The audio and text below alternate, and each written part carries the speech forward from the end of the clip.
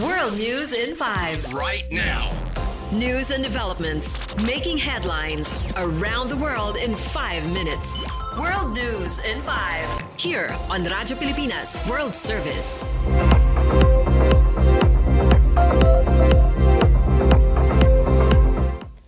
Good day to all of our listeners here on Radyo Pilipinas World Service. This is World News in 5 and I'm your host, Steph Vicente. United States President Donald Trump says casualties were expected after 3 American service members were killed during military operations against Iran. Speaking to NBC News, President Trump confirmed that 3 U.S. troops have died, the first known American fatality since the United States began striking Iran on Saturday.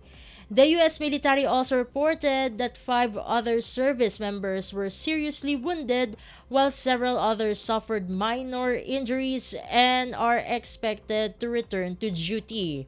When asked about the desired outcome of the operation, President Trump said there are several possible results. He mentioned that one option would be removing Iran's leadership, but added that there are both short and long versions of how the situation could unfold.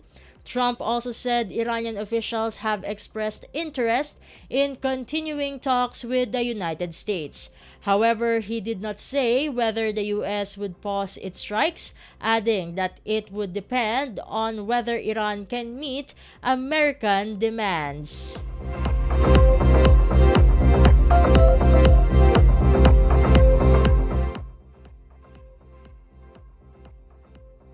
In other news overseas, internet access across Iran has been heavily restricted once again, just hours after large-scale strikes by the United States and Israel and Iran's retaliatory attacks on Saturday. According to Kentic, a company that monitors global internet traffic, connectivity in Iran dropped sharply following the attacks. The firm estimates that about 99% of the country's access to the global internet has been cut off.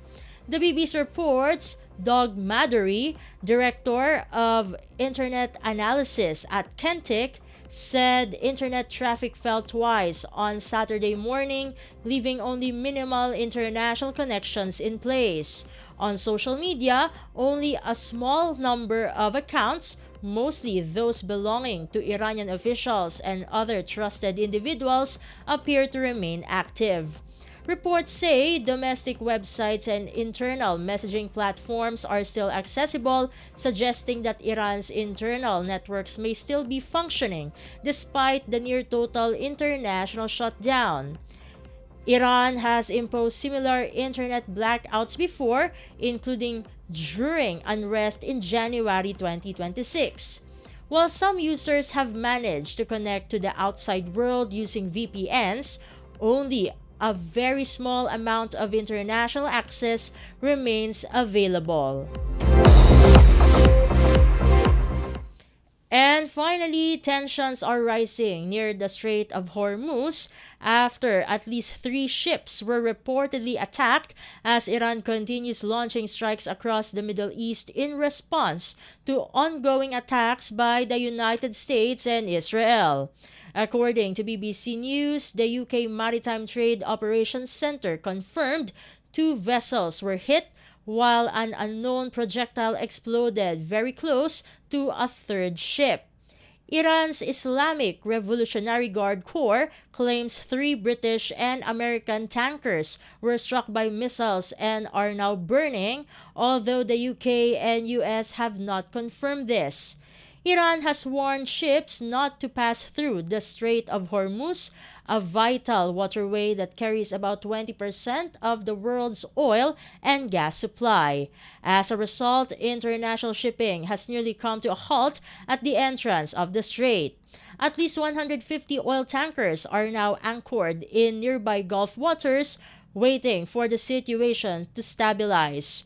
Shipping analysts say many vessels are avoiding the area due to security risk and soaring insurance costs.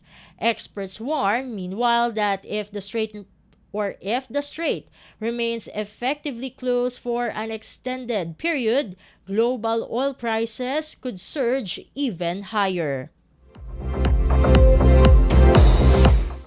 And that concludes today's edition of World News in 5. For Radyo Pilipinas World Service, this has been Steph Vicente. Good day and stay safe, everyone. World News in 5. Right now.